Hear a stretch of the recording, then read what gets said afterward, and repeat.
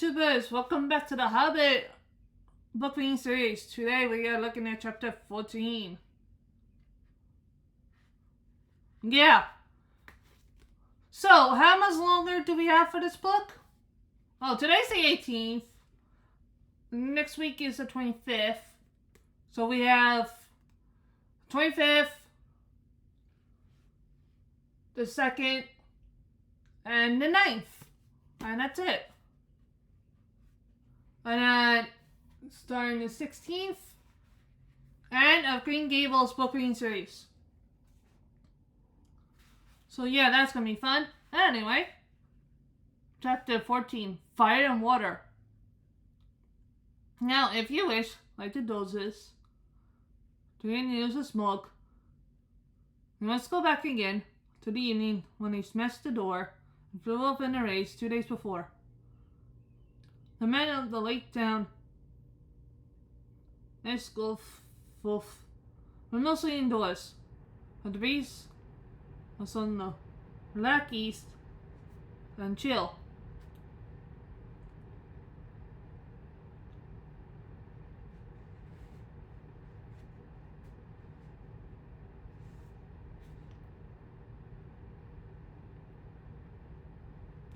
But a few were walking on the quays. They're watching as they were fond of doing. The stars shine out from the smooth patches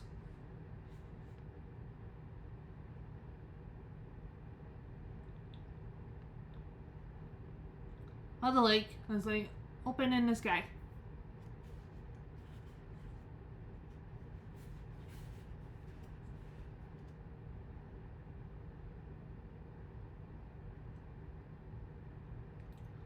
On the town, the lonely mountain was mostly screened by the low hills at the far end of the lake.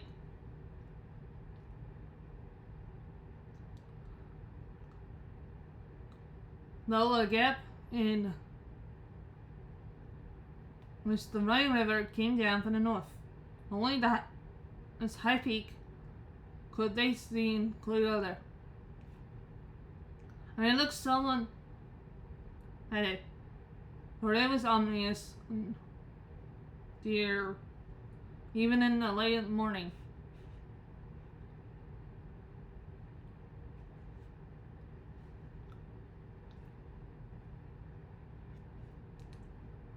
Now it was lost and gone, blotted in the dark. Suddenly it flickered at the view, a brief glow touched it and faded. "Look!" said one. "The lights again." Last night the watchman told them, "Start and wait from midnight till dawn. Something is happening up there. Perhaps the queen under the mountains, bulging gold," said another. "It is long since he went north." This time the suns began to build themselves again. "This queen," said another with a grim voice. As like ice.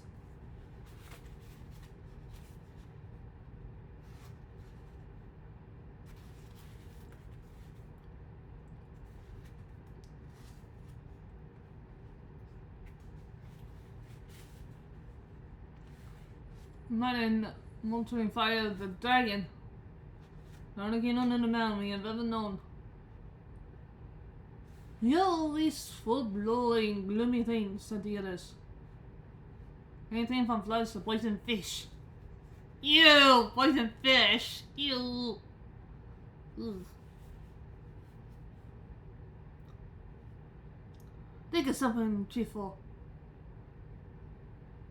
Suddenly, a great light appeared, and low lights up in the hills. Another end of the lake turned golden. "Looking under the mountain, beneath the mountain," they shouted. "The surface is like the sun. It's silver like a fountain."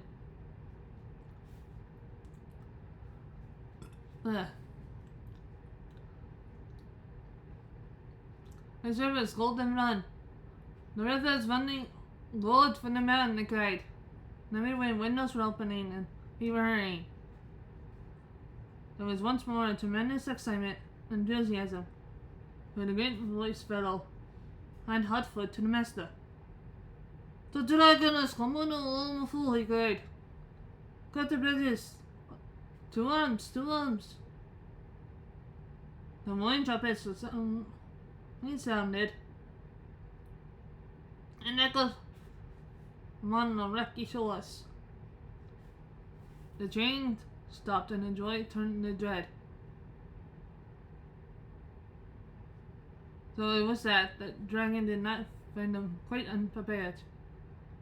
And long, so great was his speed, they could see him spark of fire rushing towards them, and one larger and more bright. And not the most foolish stated that the prophecies had got one rather one. Till they had a little time. And the vessel in the town was filled with water. The water was armed. The arrow and dart was ready, and reached the land, was thrown down and destroyed.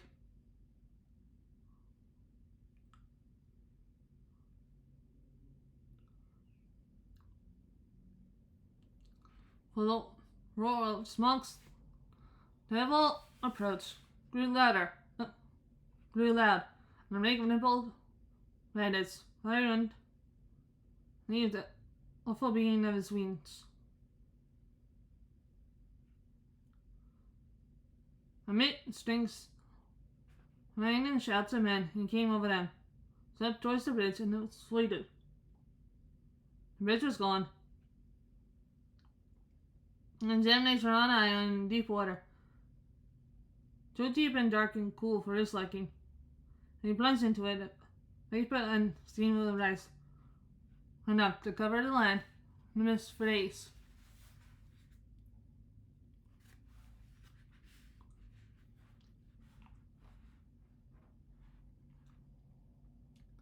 For the lake was mightier than he. With a question where you could pass through. When he slipped back over the town, a hail of dark arrows leapt up, snapped around on the scales and jewels. On their shafts, held back, kindled by his breath burning, and hissing into the lake. No fireworks she ever imagined equaled it. Precise that night.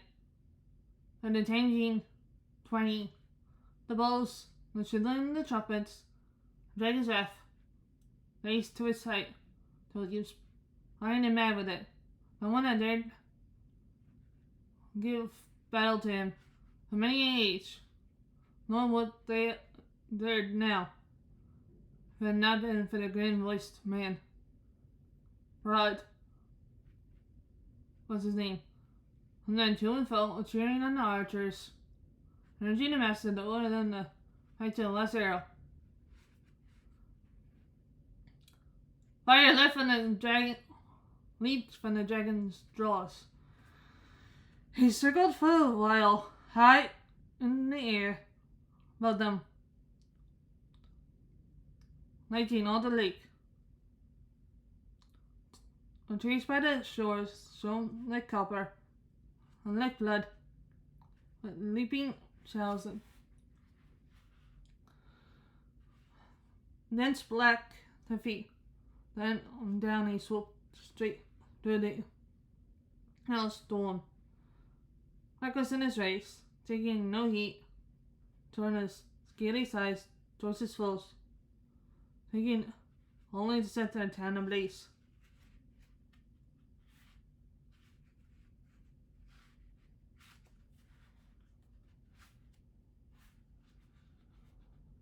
Fire leaped from hatchet roofs.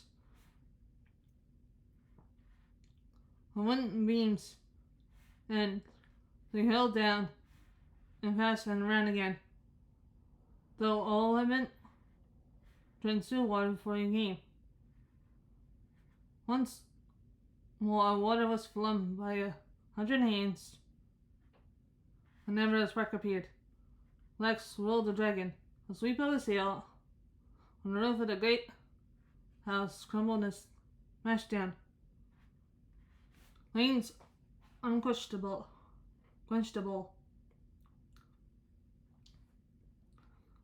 sprang high into the night. Another swoop and another house, and another sprang of fire and fell.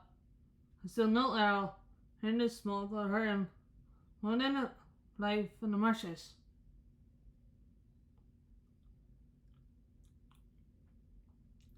Alright, men, we're jumping into the air.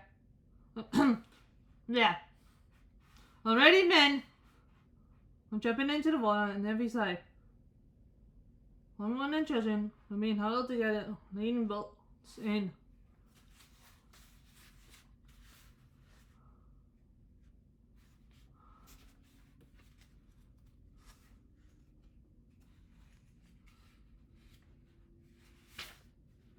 The market pool.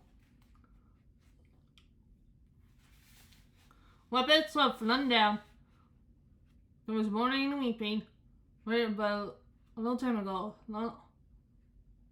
tons of mirth had come, men son melted roses. And men cursed their names. The master himself was starting to his great guided boat, hoping to roll away in the confusion and save himself. Soon, all the town would be deserted and burned down to the surface of the lake. That was the dragon's hope. They could all get into boats for all he cared. Then he could have fine sport hunting them. And they could stop till they starved. Let him try to get to land. They would be ready. Soon he would set all the shoreline woods ablaze, with their every field and pasture. Just now he was enjoying the spoil, town being more than he enjoyed anything for years.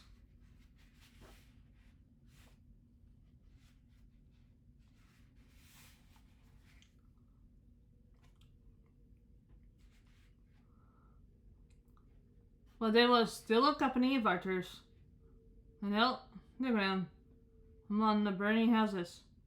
They kept them in spots.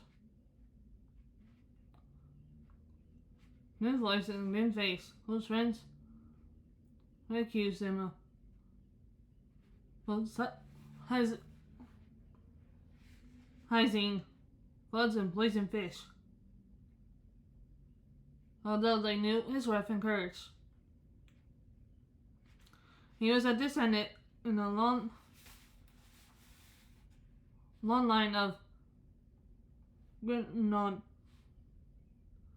of Dale, whose wife and child had escaped down the Rhine River long ago. And child had a great bull till all his arrows but one were spent.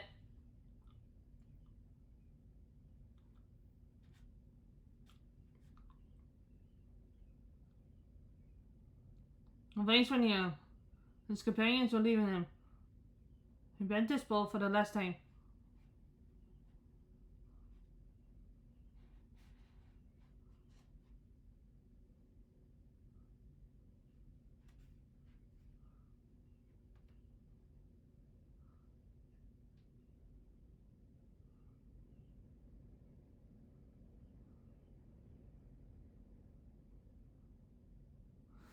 Oh, guys, what is happening?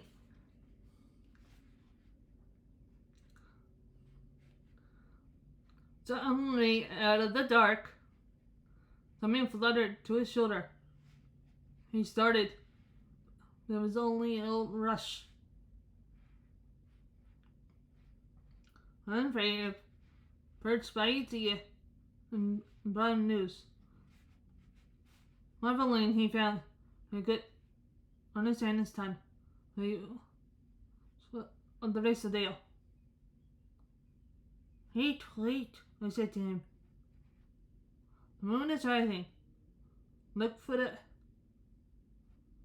halo of the rough breath. She flies and turns above you.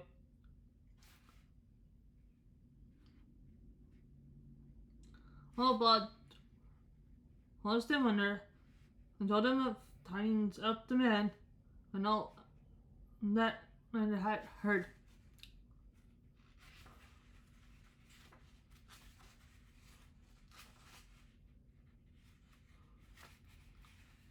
Okay. And but look to his posting to his ear and dragging was circling back, flying low. And as he came, the moon rose above the eastern shore and shivered his great wings.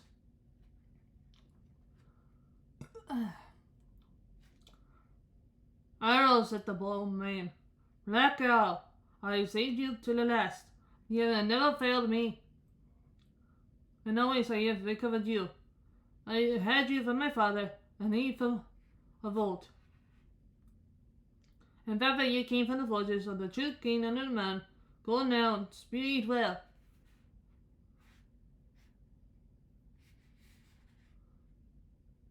The dragon swooped once more, lower than ever. And as he turned and dived down, his belly glittered white,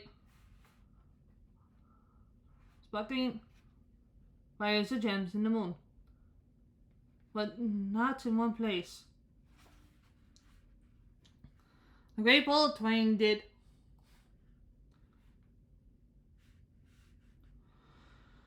The black owl sped straight from the stream.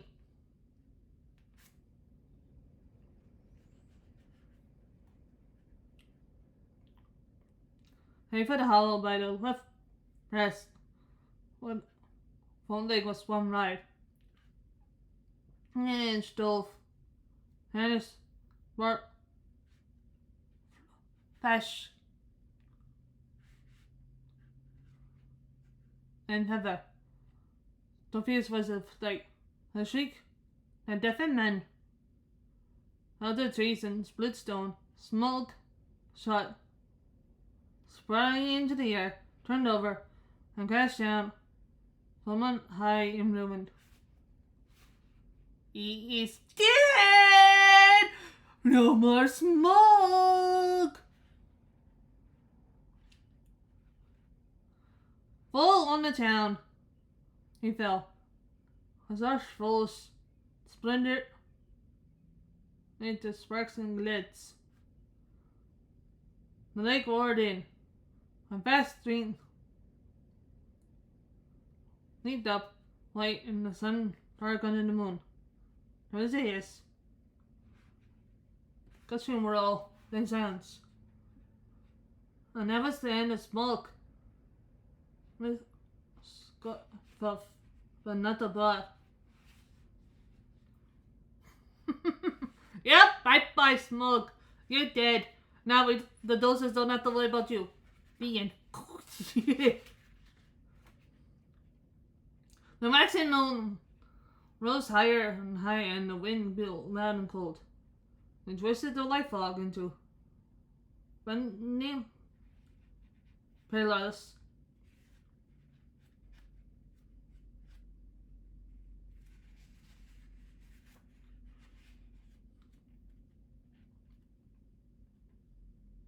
And hairy clouds and drove it off to the west and scattered the shreds on the marshes from milkwood. And the many boats could be seen dotted dark on the surface of the lake. And down the wind came the voices of the people of this Gulf. Liberally they lost hand and goods, their own houses. But they had really much to be thankful for.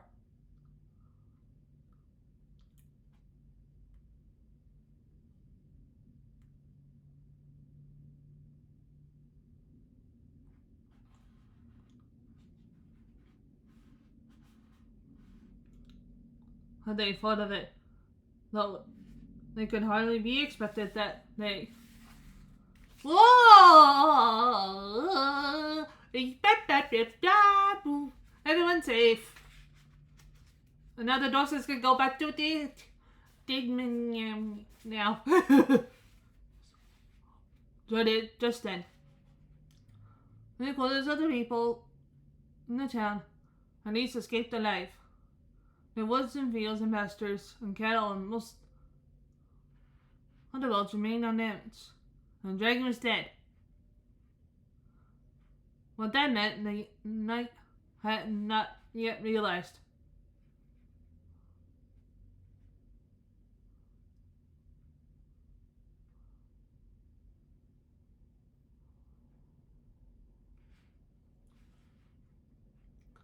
They gathered in muffled crowds upon the western shores, surrounding the cold wind and the various complaints. The nigger was against the master who had left the town so soon, while some was still willing to defend it. Yeah, the master was the idiot. You guys could pretty much tell. I may have a good half of business, especially in his own business, some muttered. But he's no good when anything serious happens.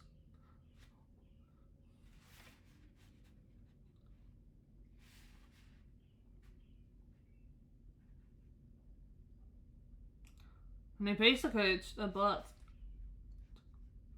was last man shot. If only he had not been killed, the old said. We'll make him a king. But the dragon shoot the land of good note. Unless daddy is lost. In the very midst of their talk, a tall figure stepped from the shadows. His drenched with water, his black hair hung wet over his face, shoulders. Slide was in his eyes. Blood!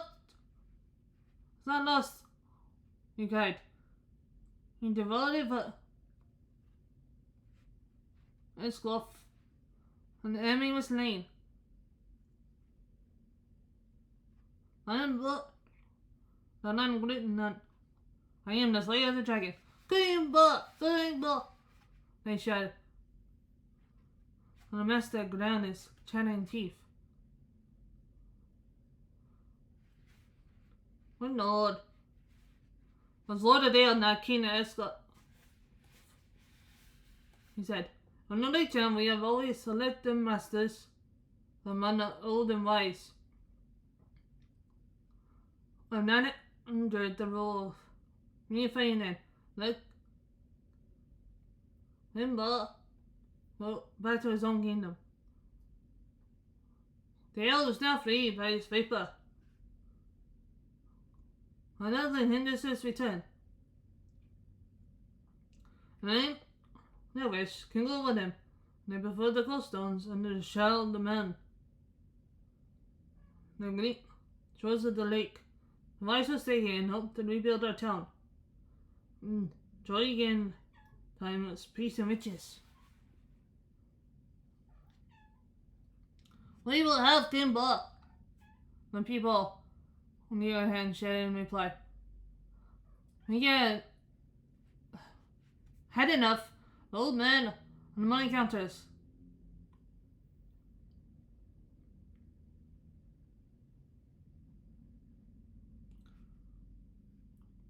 And people heard off, took up the cry. Up the poor man, down with London bags, till the clamor was echoed on the shore.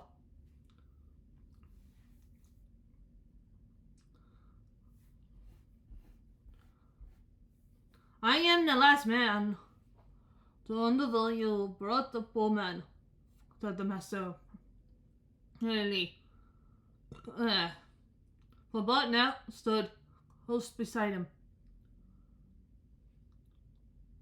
He asked the night and the place on the roll and the vectors of a town, and he's worthy of any impenetrable sons. But why ill people? And here the master rose to his feet, spoke very loud and clear. Why do I get all your blame? For what fault I might be disposed?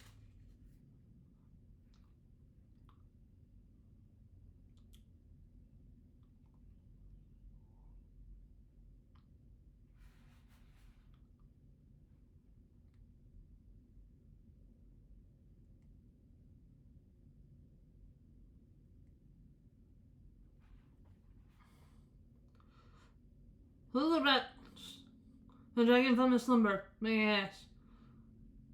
Who did he ordain of us rich kids and able to help? And let us to believe that those songs could come true. The blade and our self thoughts, the present fancies. What sort of gold have they sent down to the river to reward us?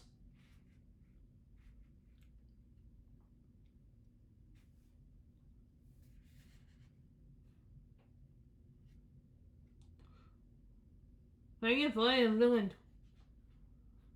The moon should be clean. Make complaints of our damage and aid for the widows and orphans.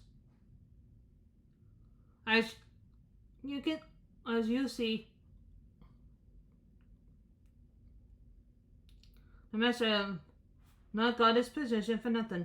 The result of his words was that for the moment people quite forgot the idea of a new king. I turned the angry thoughts towards Fallen and his company. Loud and bitter words were shouted from many sides. Some of those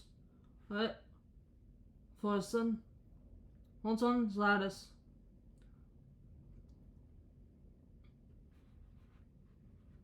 We now heard that inclined at the doses and stirred up the dragon and contempt the liberty.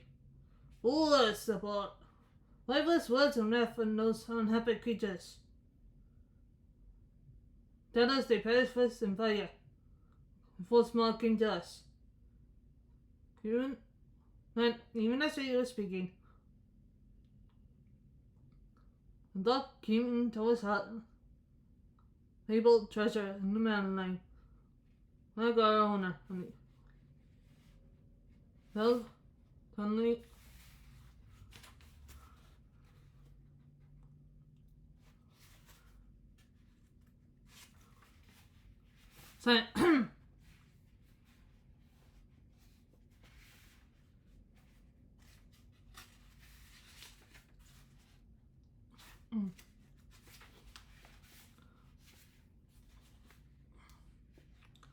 He thought of the master's words, the dearly built, and velvet golden bells. We could find. We could but find the men. At length he spoke again. Look, this is no time for likely words, master. Of considering lately plans to change. There's work to do. I'll serve you still. Though after a while, I think again of your words and whom not for any to have follow me.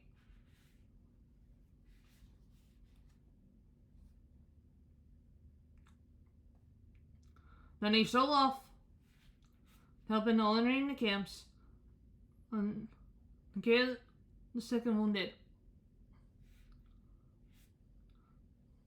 When the master scrawled at his back, he went and remained sitting on the ground. He thought much but said little.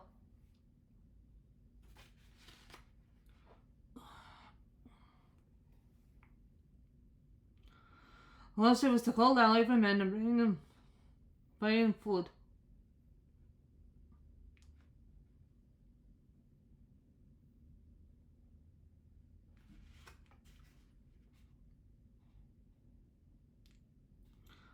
Now everywhere but went, he found talk running like fire among the people concerning the vast treasure that is now unguarded. Ugh.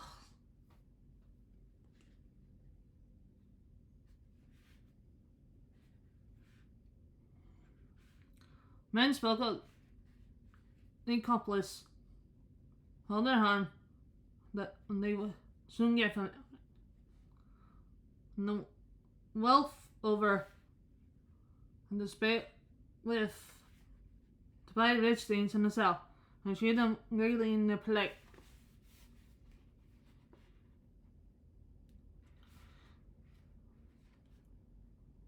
That was his wealth, but the night was bitter and miserable. Shelters could ride yet. One sec. Oh. Oh.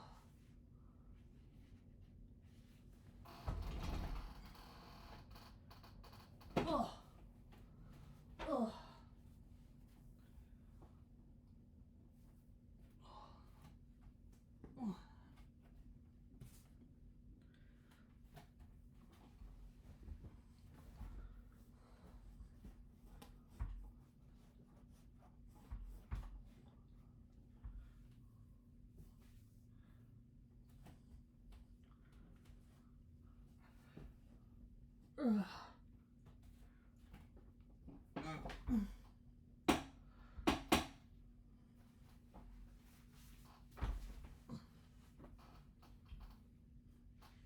Ugh. Sorry about that. Ugh. Crap.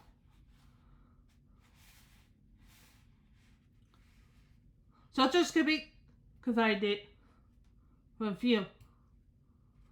The master had one, and there was little food. Even the master went short.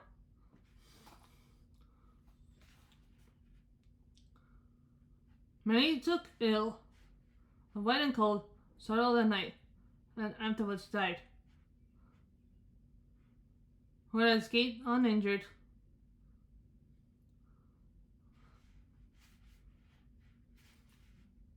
On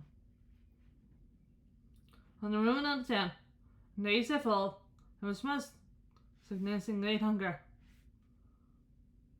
The Albert took the lead, one things as he was, though always in the master's name.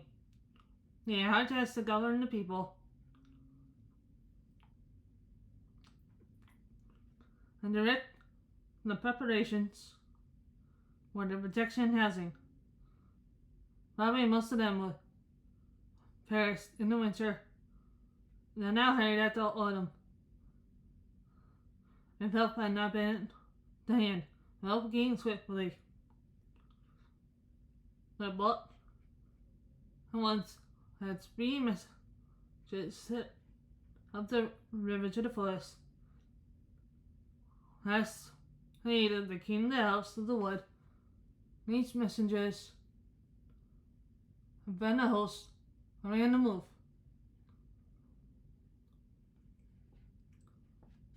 Although it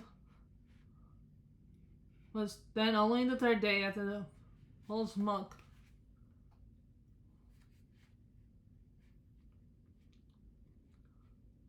Neil King seen news from his own messengers and from the birds that loved his folk. I knew much of what had happened.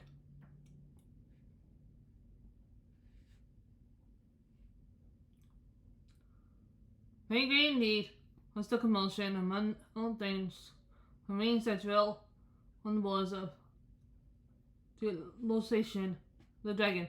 The Elvis held with circling flocks, and the swift flying messengers flew here and there across the sky. Above the borders of the forest there was whistling, crying and piping. From Blackwood, time sped. Smoke is dead! Knees wrestled and solid knees were lifted. Even before the Nip King held forth the news,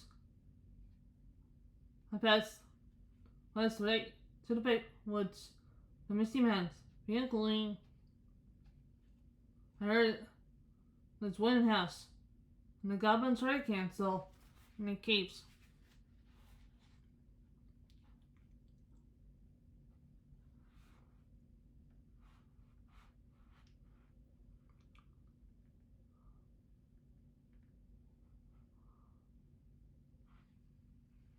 It is last we shall hear, for an oaken shield of fear, said the king.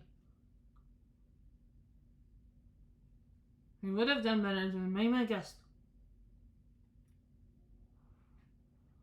It is the ill wind all the same, he had. It blows no one any good. Well, he too had not forgotten of, as in the wolf and fool.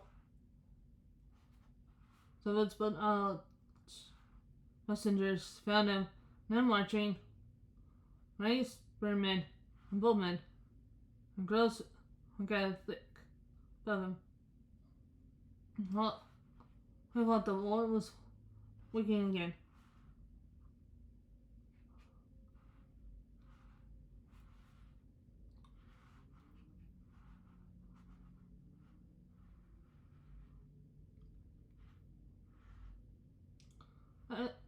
Such a not in most parts of known age, but the king, you see, the best block had pity, for he was the lord of a good, kindly people.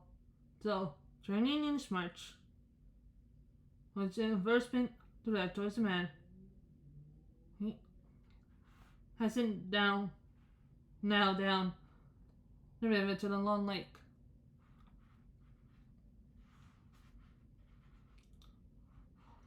Yet, not boats or vast enough for his host. They were forced to go slowly by foot. A great store of goods sent by water. Went elves on they footed. Though they were not in these days. Not used to the marches, judges lands between the forest and the lake. There.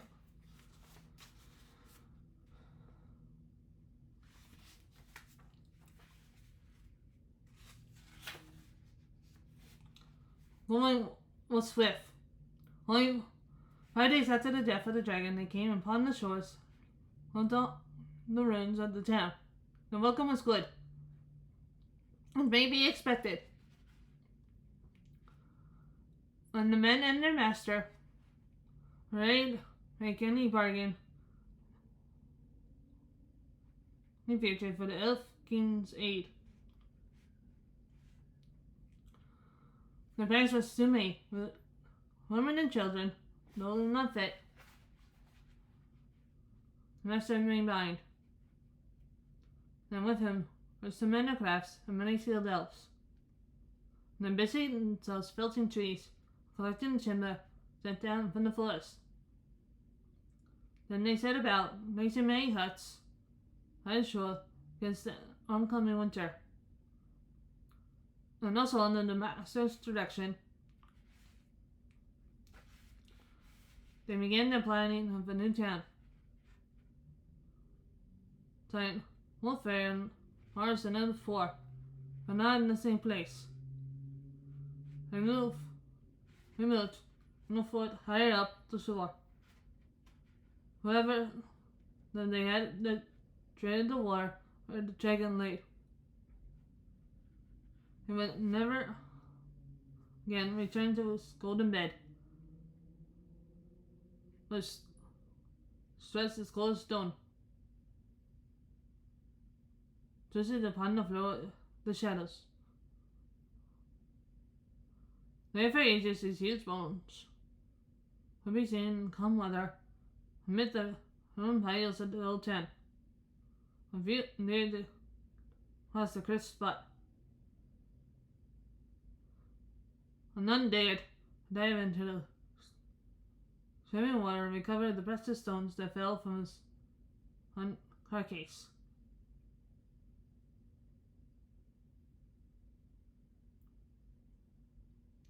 But all the men at arms who were still able, and most of the elf kings of the day, had laid a much word to the men.